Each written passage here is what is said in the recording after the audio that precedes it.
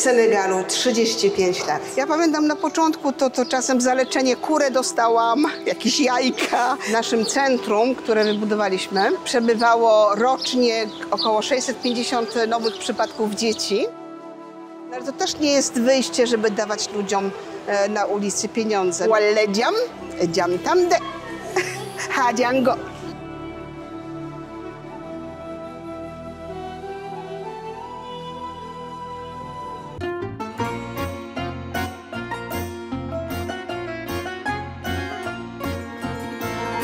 Chrześcijaństwo blisko islamu.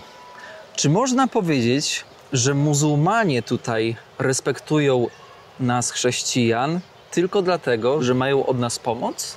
Co by było, gdyby tej pomocy nie było? Nie powiedziałabym, że to jest powód jedyny, że to jest powód, dla którego nas szanują i mają szacunek. Ja myślę, bo jak ja przyjechałam do Senegalu, to zawsze już te relacje religijne były w porządku.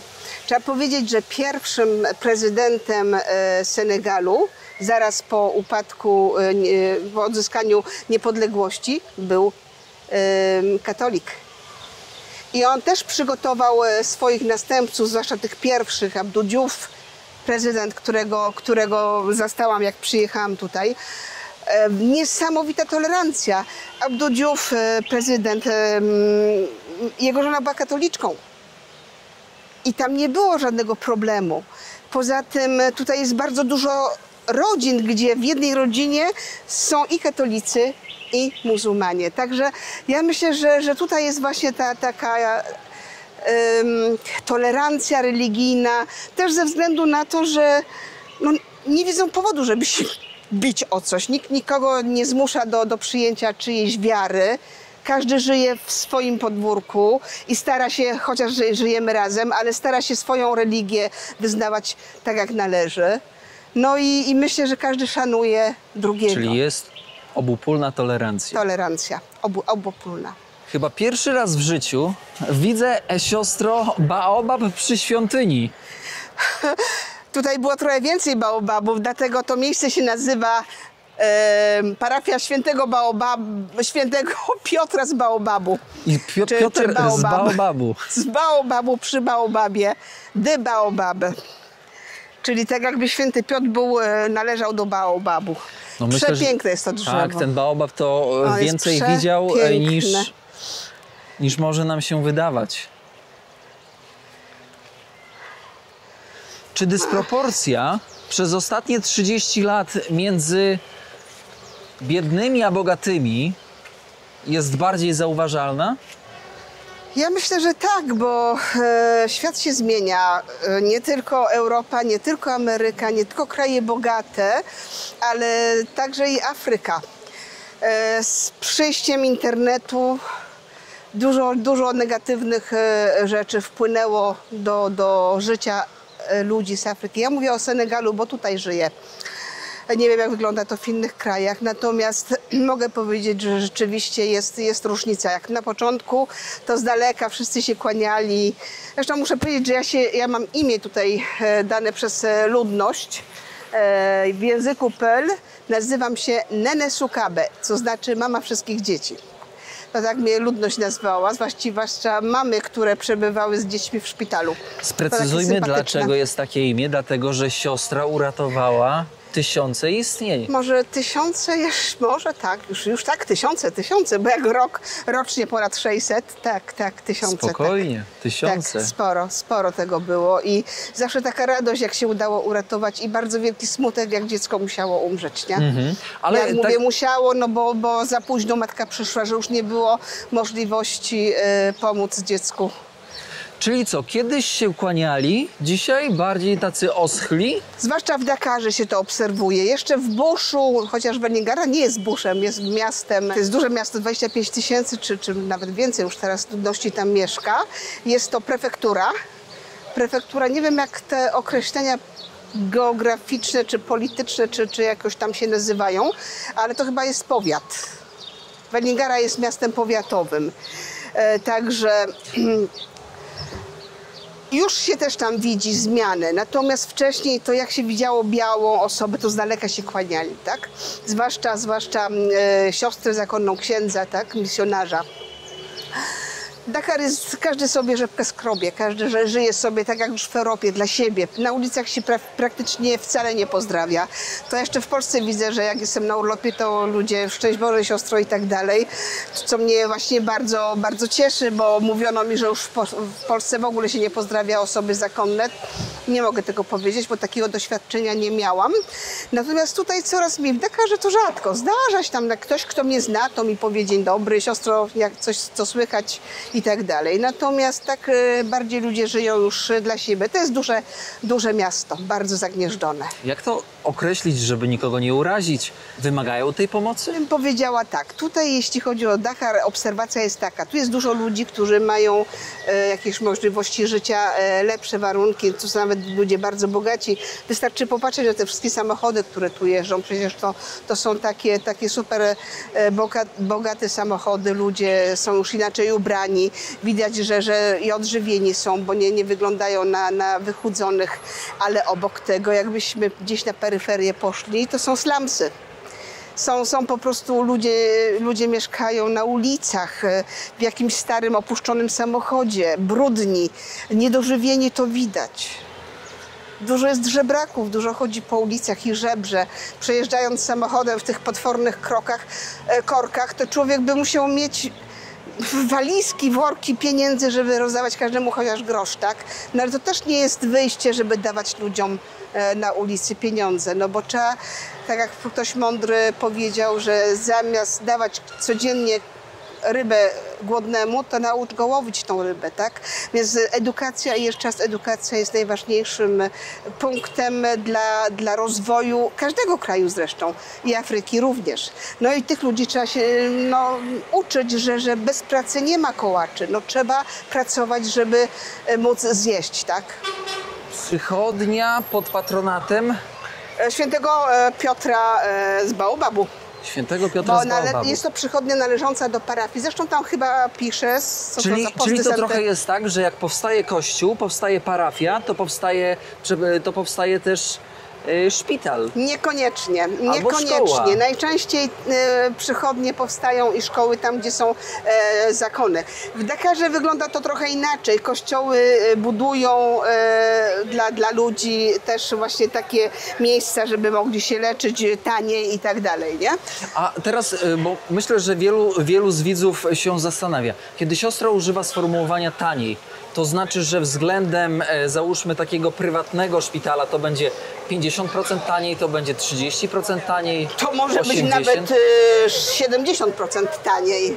Duża różnica. Bardzo duża różnica w tych właśnie przychodniach, ale to niestety nie mamy specjalizacji przeróżnych, tak?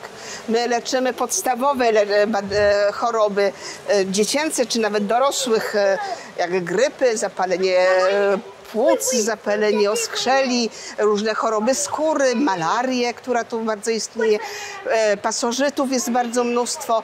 Także w takich przychodniach to jest podstawowe leczenie.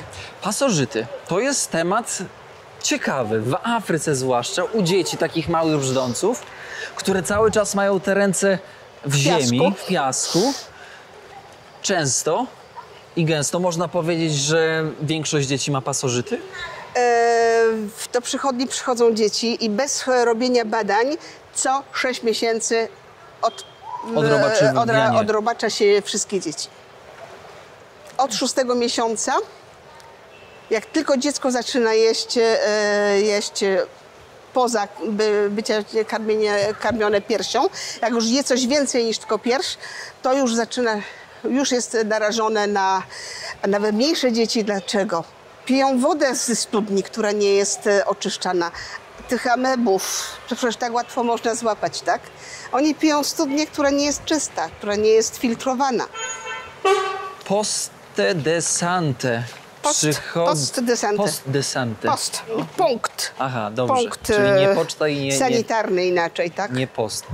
Okay, a pod wezwaniem świętego Karola de Foucault. Czyli każdy, kto ma problem, może tutaj przyjść i pomoc otrzyma. Tak, otrzyma pomoc. Nawet jeżeli pieniądza w kieszeni nie ma. Na pewno Nikt nie jeżeli jest wygoni.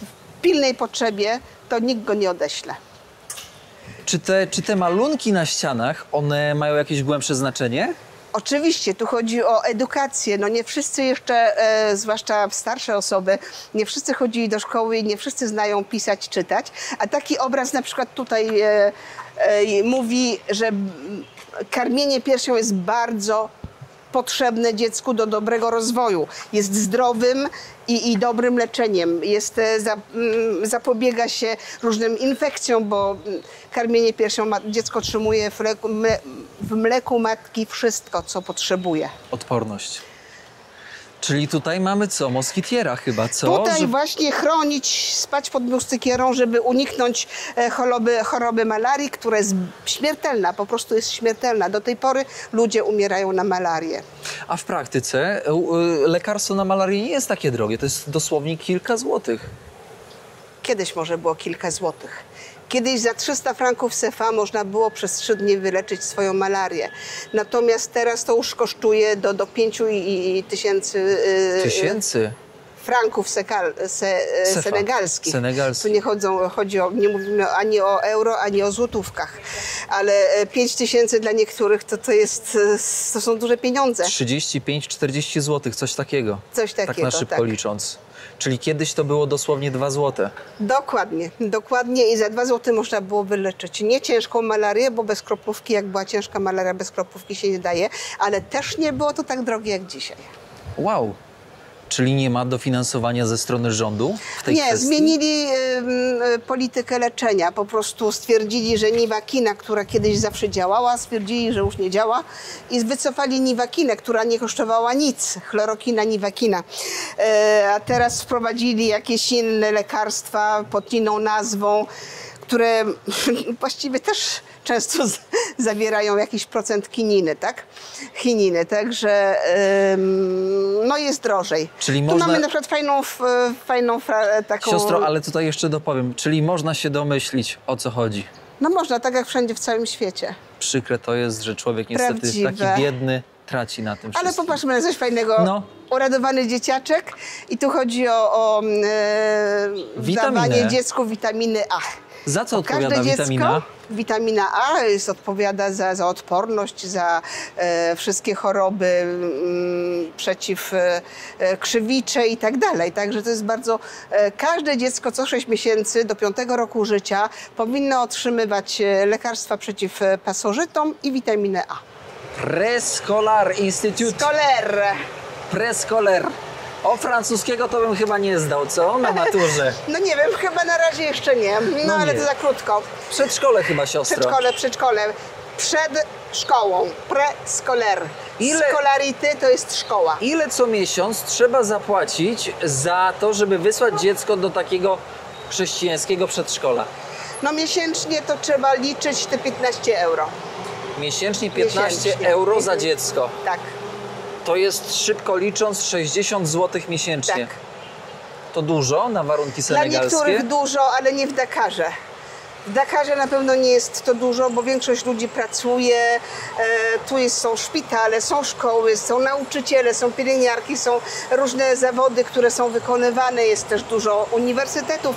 Także dla niektórych to jest właściwie za darmo. Nie wszyscy też mogą sobie pozwolić, żeby przyjść do szkoły katolickiej. My staramy się biednym rodzinom pomagać i szukamy często właśnie w Polsce rodzin, które biorą w adopcję dziecko na okres szkoły. Ja takich dzieci chyba z 60 już miałam adoptowanych. Kurs Sante Bernadette Elementar. Szkoła podstawowa. Szkoła podstawowa pod wezwaniem świętej Bernadety. Siostro, tak się zastanawiam, bo często się słyszy, że można adoptować dziecko. Jak to zrobić? Można jak najbardziej.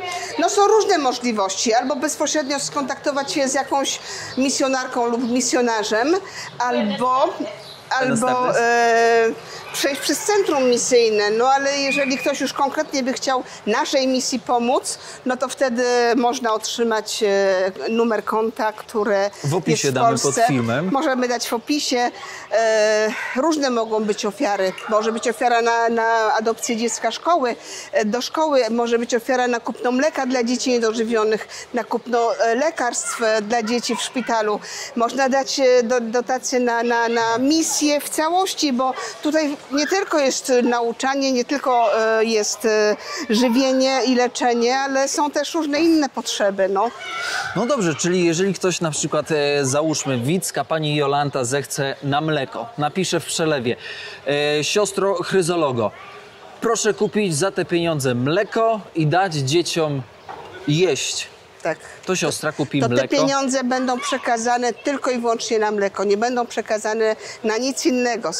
Po prostu my staramy się być uczciwi. Jeżeli ktoś pisze w opisie, że to jest na kupno mleka, to kupujemy mleko. Jak pisze w opisie na kupno lekarstw, kupujemy lekarstwa. Ale ktoś może też napisać na wszelkie potrzeby misji. To wtedy wiadomo, że to, co jest potrzebne, to używamy te pieniądze na takie właśnie potrzeby. W opisie pod filmem, moi drodzy, znajdziecie więcej informacji. Proszę, odsyłamy tam. Jesteśmy na terenie szkoły. Cofnijmy się do lat 90. Senegal, poziom analfabetyzmu. Względem dzisiejszego czasu. Czy można powiedzieć, że się poprawiło? Czy może jest tak samo? Nie, no jest przeogromna różnica. Bardzo dużo się zmieniło. Jeżeli jest analfabetyzm jeszcze wśród dzieci, to są dzieci ulicy. Raczej dzisiaj rodzice wysyłają dzieci do szkoły. Analfabetyzm można znaleźć wśród ludzi, którzy dzisiaj może mają 40 lat, bo nigdy nie mogli chodzić do szkoły w tamtych jeszcze latach. Także na pewno jest mniejszy analfabetyzm, mniejszy procent analfabetyzmu. A kiedy siostra przyjechała do tej miejscowości, nie mogę, Welingara, zawsze mylę. Kiedy przyjechała siostra, to faktycznie to było takie uderzające, że ludzie nie potrafią czytać? Nie umieli czytać, Pisać? nikt nie mówił po francusku. Po francusku mówiło niewiele ludzi, trzeba było się uczyć języka Peul. A właśnie, No język właśnie, lokalny. Lokalny, znaczy to jest dużo języków, ale akurat w Welingarze ludność Welingary to są ludzie ze szczepu Peul. Pular. A pozdrowi siostra widzów w języku Pyl? Wallediam, dziam tamde, hadziango, adziaramabui. Powiedziałam dzień dobry, jak się masz i dziękuję za wszystko. Każdy język jest inny. Ja umiem rozróżnić, w jakim języku mówią, ale nie rozumiem. Język Peul rozumiem, no bo 32 lata, 33 przebywałam wśród tych ludzi. Ale trzeba było się nauczyć nie tyle, że się chciało, trzeba było, żeby chociaż żeby z nimi rozmawiać. Z matkami w centrum nie można było inaczej się dogadać, tylko w języku Peul. Czyli ta nauka francuskiego przed przylotem do Senegalu się przydała, ale później było takie zaskoczenie. Ja nigdy się nie uczyłam francuskiego przed przylotem do Senegalu. Mój francuski jest w Senegalu nauczony uliczny taki, o. Ja nie chodziłam do szkoły, nie uczyłam się języka francuskiego. Czyli naprawdę na żywioł siostra przyleciała. Bonsoir. On peut entrer juste pour faire un petit reporter. Tutaj właśnie w tej klasie popołudnie, taka jest otwarta, odbywa się alfabetyzacja dla dorosłych. I tutaj za chwilę będą ludzie przychodzić i przyjdzie siostra, która będzie prowadziła. Jest to darmowe? Może siostra zapytać tego pana? Nie wiem. Vous parlez français? Vous parlez français? Ici, il y a les cours d'alphabétisation. C'est pour les adultes. Ah, d'accord. C'est quoi? Les gens peuvent arriver ici? Ou bien? Pardon, vous êtes au téléphone? D'accord. Alors, je voudrais savoir, pour les cours comme ça, il faut s'inscrire, on paye quelque chose pour ça? Les cours sont payants? Czy za kurs się opłaci? La dame est là en bas. Moi, je suis au haut, quoi. Ah oui, d'accord, ok. Myślę, że nie chcę mu odpowiedzieć na ten temat, nie wiem czemu. Okej, dobra. Ale tutaj zauważmy, że też jest ogólnie edukacja taka dotycząca, taka prosta edukacja, higieny, prawda? No głównie to zawsze istniało w Senegalu, ale od COVID-u zostało to wzmożone. Czy patrząc na te biurka, na tą salę, siostra by powiedziała, że to są dobre warunki, jak na Senegal? No dobre jak na Senegal. W niektórych szkołach, zwłaszcza państwowych, jest nieporównalnie gorzej. Biurek nie ma ławek. Są, ale nie w takim dobrym stanie. Czego w takiej szkole najbardziej brakuje, jeśli czegoś brakuje? No nie wiem. Nie wiem, czego brakuje, dlatego że no niestety nie jestem z tej dziedziny. A zapytaj siostrę, która jest tam w drzwiach i tak Ma sœur. Qu'est-ce que dans les écoles... Peut-être que vous seriez mieux dans notre classe là. Là, c'est bon? C'est bon, on prend juste une seule. Qu'est-ce que dans des écoles comme celle-ci, les élèves ont besoin de plus? Jak w każdej szkole są rodziny, gdzie mało stać ich na wszystko, ale każda rodzina musi dziecku zapewnić książki, zeszyty, ołówki, długopisy i całe przybory, wszystkie przybory szkolne, tak? No niektórych na to nie stać, mają problemy, bo szkoła tego nie może niestety dawać, bo no, trzeba płacić z tych opłat właśnie, gdy dzieci płacą, no to się płaci nauczycieli. Czyli jak ktoś chce pracować, ale nie potrafi pisać, nie potrafi czytać, nie potrafi się nawet podpisać, bo i takie osoby bywają, może przyjść do takiego miejsca jak tutaj i pomogą. Oczywiście.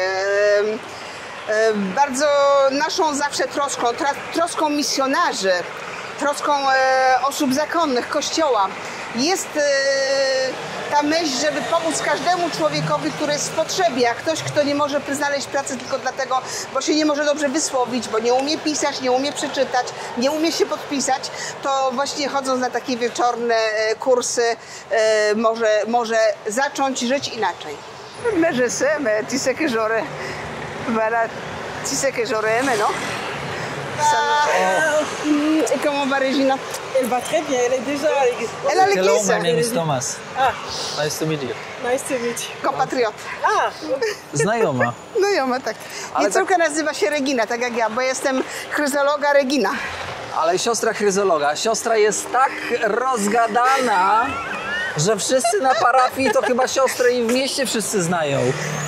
Znają nie tylko na parafii, nie tylko w mieście, ale i poza, w innych regionach. I dobrze, uśmiechem, dobrą energią siostra przyciąga. Ale wróćmy jeszcze do takiego przyziemnego tematu.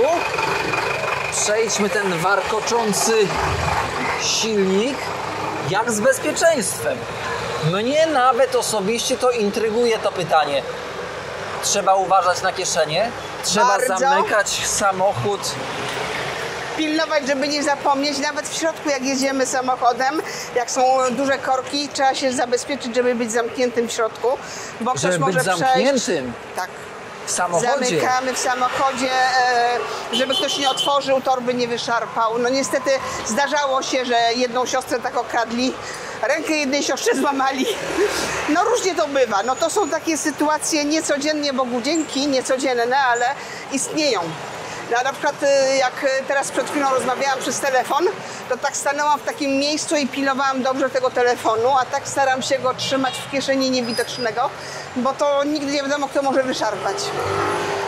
Czyli oczy i uszy szeroko Otwarte. ciekawe. No. Ale chyba nie jest ciężko przyzwyczaić się do takiego poczucia tego niebezpieczeństwa. Ono jest, trzeba być uważniejszym, Tak. ale da się z tym żyć. Tak, ja chodzę do kościoła sama. Jak jeździłam na Wyspę Gorę do pracy, do przychodni, to o godzinie 6 jest zupełnie ciemno, ja wychodziłam sama z domu, brałam autobus, jechałam do portu autobusem, potem płynęłam na Wyspę Gorę przez 20 minut. No i jakoś tak się przyzwyczaiłam. No i na początku się bałam wychodzić z domu sama, ale teraz spokojnie.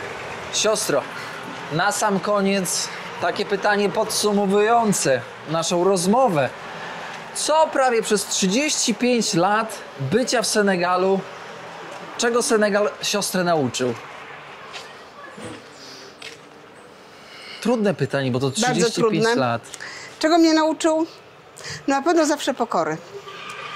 Na pewno będąc tutaj nie może się człowiek czuć wyższym niż inny. patrzy się na tą biedę, bo tam, gdzie w centrum pracowaliśmy, tych biednych dzieci było tyle. Widząc to, na pewno uczy to pokory, uczy to miłości. Uczy to, że ja nie jestem w życiu najważniejsza, że są sprawy dużo ważniejsze, że życie jest nie tylko usłane gonieniem za pieniędzmi, za żywnością, za ubraniem, ale jest życie czasem walką o przetrwanie. I ja myślę, że no przede wszystkim miłości drugiego człowieka. I powiem wam szczerze, naprawdę szczerze, że ja chyba wszystkich kocham. Odpowiednia osoba na odpowiednim miejscu. To co, siostro, czego możemy ja i widzowie siostrze życzyć na tej ostatniej prostej do kraju rodzinnego? Żebym ostatnie miesiące jeszcze, krótkie już, spędziła wypełnione pracą i żebym nie myślała, bo już się nie będę przejmować, bo już niedługo wyjeżdżam. Żebym do ostatniego momentu mogła służyć i być potrzebna innym. Siostra powiedziała miesiące, a ja powiem przecież to już tygodnie. Szanowni Państwo, bardzo dziękuję za udział, siostro chryzologo. Niesamowita przyjemność rozmowy z osobą, która spędziła tak dużo czasu w Senegalu. Dziękujemy za siostry wkład przez te 35 lat. Mówię to w imieniu swoim, waszym i Senegalczyków poniekąd, chociaż krótko jestem w Senegalu, bo to ogromna wartość.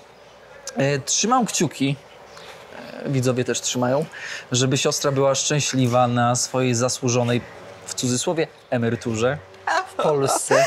No to nie będzie emerytura, ale będzie jakaś inna działalność, inna misja, bo to zawsze będzie misja. Z taką wiedzą, z takim doświadczeniem jest się czym dzielić. Dziękujemy raz jeszcze, kłaniamy się. Uprasza się, moi drodzy, o dobre słowo w stronę siostry chryzologii. I co? I dajcie znać, jak wam się podobała rozmowa. Dajcie znać, co czuliście, kiedy słuchaliście siostrę. Pamiętajcie o tym, że w opisie pod filmem znajdziecie informacje kontaktowe do siostry oraz informacje, jak można wesprzeć, adoptować dziecko, kupić mleko, bądź na przykład kupić zeszyty i inne rzeczy, prawda, siostro? Zgadza się, zgadza się. To co? Na pewno mogę obiecać, że za każdym razem, jak ktoś przesyła jakąś kwotę pieniędzy i wpisuje cel, te pieniądze są przeznaczone na ten cel, na które są wysłane. Super. Raz jeszcze dziękujemy.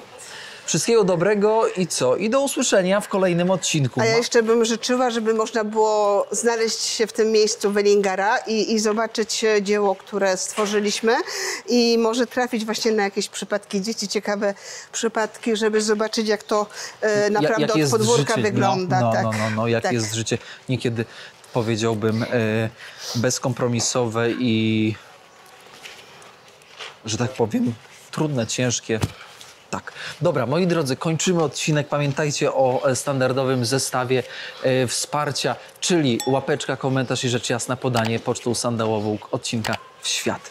Trzymajcie się, dbajcie o siebie i szanujcie swoich bliskich. No i tych, którzy są blisko was. Pozdrawiamy serdecznie. Pozdrawiamy serdecznie. Czołem.